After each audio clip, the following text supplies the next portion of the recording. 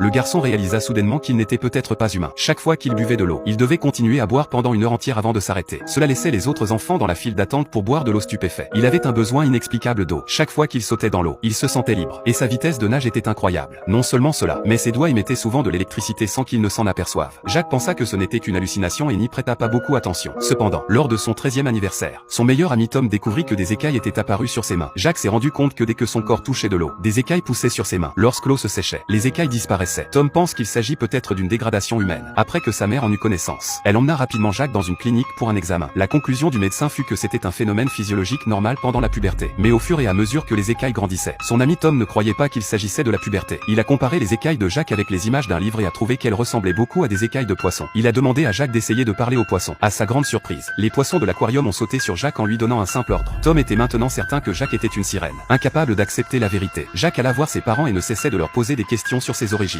craignant de perdre Jacques. Ils durent dissimuler la vérité. Jacques dut aller au robinet et mouiller son bras avec de l'eau, et instantanément les écailles recouvrirent tout son bras. En voyant les écailles sur le bras de Jacques, ils ne purent que dire la vérité. Ils ont avoué que Jacques était soudainement apparu sur leur bateau pendant qu'ils naviguaient. Ainsi, Jacques se rendit dans la zone maritime où il avait été découvert, avec l'intention de retrouver ses parents biologiques.